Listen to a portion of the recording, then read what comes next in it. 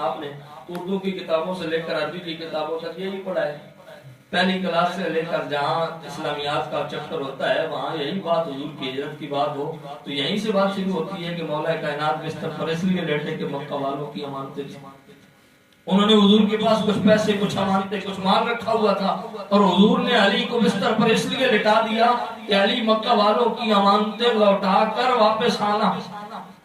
تو مولا کائنات مکہ والوں کی امانتیں لوٹانے کے لیے بستر مصطفیٰ پر آرام کرتے رہے اور مولا کائنات اس رات جان کو خطرہ تو تھا. اگرچہ مولا کائنات نے محسوس نہیں کیا اور روایات کے اندر آتا ہے کہ مولا کائنات فرماتے ہیں مجھے زندگی بھر ایسی نیند نہیں آئی جو اس رات مصطفیٰ کے بستر پر نیند آئی. مصطفیٰ کے بستر پر نیند آئی.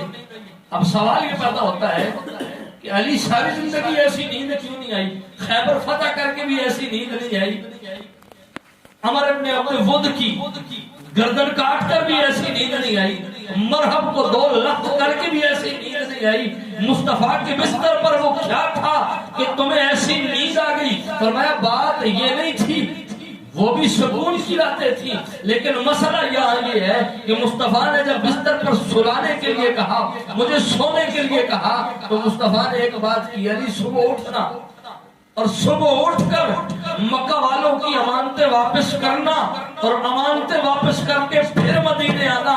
علی فرماتے ہیں میں سمجھ گیا پہلے موت علی کو کسی رات بھی آ سکتی تھی، اس سے پہلے بھی آ سکتی تھی، اس سے بعد بھی آ سکتی ہے، لیکن آج کی رات علی کو موت نہیں آ سکتی، اس لیے کہ مصطفیٰ نے یہ بتا دیا ہے علی تو میرے بستر پر سوئے گا، صبح اٹھے گا، مکہ والوں کی امانتیں واپس کرے گا اور واپس کر کے میرے پاس مدینے آئے گا. علی جانتے تھے کہ جب تک یہ بات پوری نہ ہو جائے موت کی کیا مجال کہ علی کے قریب آ سکتے. تو علی بستر مصطفیٰ پر آرام کریں تو یہ مولا کائنات کی شان ہے. لیکن مولا کائنات وہاں پر بستر مصطفیٰ پر اس لیے لیٹے کہ مکہ والوں کی امانتیں واپس کریں.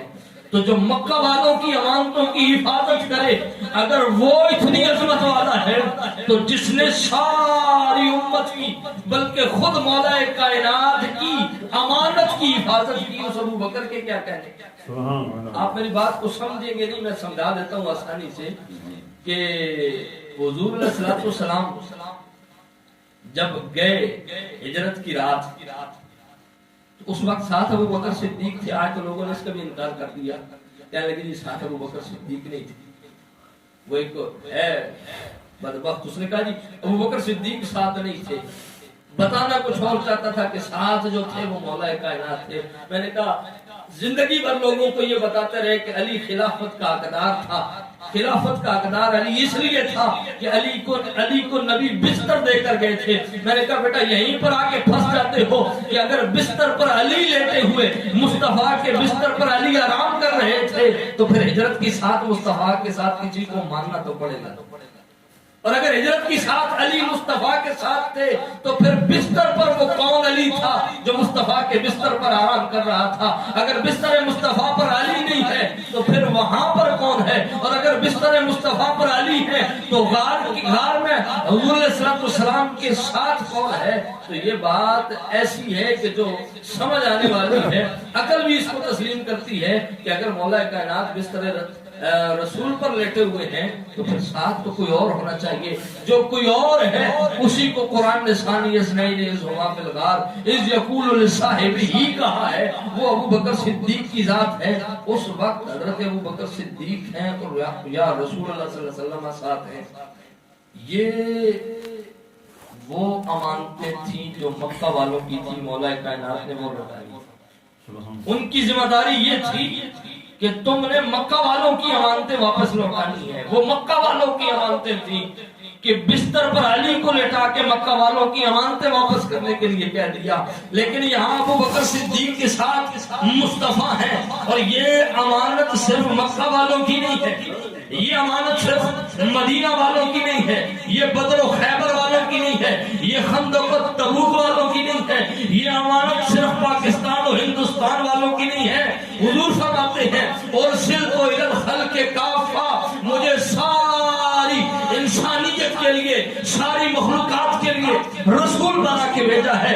یہ فرشتوں کی بھی امانت ہے, یہ جنوں انس کی بھی امانت ہے, اور یہ خدا کی بھی امانت ہے. جو مکہ والوں کی امانتوں کی بستر مصطفیٰ پر حفاظت کرے دنیا اسے علی کہتی ہے, اور جو علی کی امانت کی حفاظت کرے دنیا اسے ابو بکر صدیق کہتی ہے. جو ساری امت کی جو فاطمہ کی امانت کی حفاظت کرے اسے دنیا ابو بکر صدیق کہتی ہے. جو رب کی امانت کی حفاظت کرے اسے دنیا ابو بکر صدیق کہتی ہے. اور قربان جائے کیا کیا محبت کے کہنے تھے. ادھر ان کی محبت کا یہ عالم کبھی مصطفیٰ کے آگے ہو رہے ہیں, کبھی پیچھے ہو رہے ہیں کہ دشمن حملہ نہ کر دے.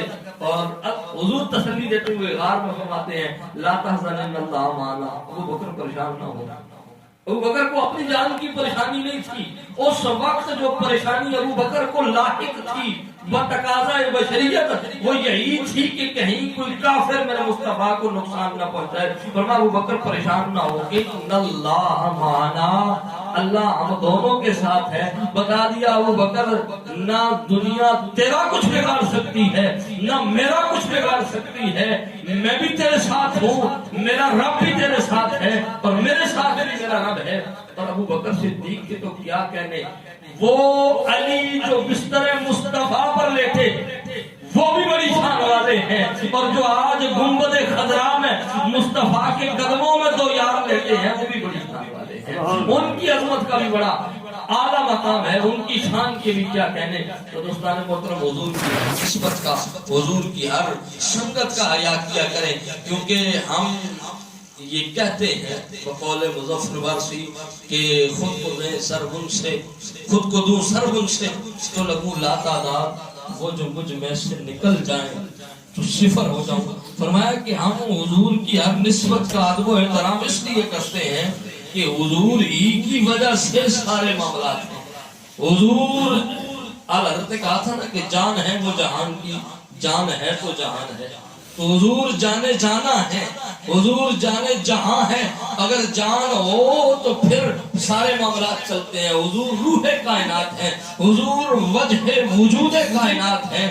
اور یوں کہا جائے کہ میرے کریم نبی صلی اللہ علیہ وآلہ وسلم نے جس کو جس رنگ کے اندر نوازا ہے اور جس طرح جس پر کرم نوازی فرمائی ہے, یہ حضور کی شان اور حضور کی جو ہے وہ رحمت للعالمین ہی ہے کہ وہ کسی کو کسی انداز میں بھی رنگ دیتے ہیں. میرے کریم نبی صلی اللہ علیہ وآلہ وسلم نے مولا کائنات علی المرتضی شیر خدا رضی اللہ تعالیٰ عنہ کو بڑی عظمتیں عطا فرمائی, بڑی جو ہے وہ عزت و شرف سے نوازا. حضور صلی اللہ علیہ وسلم نے یہاں تک کہہ دیا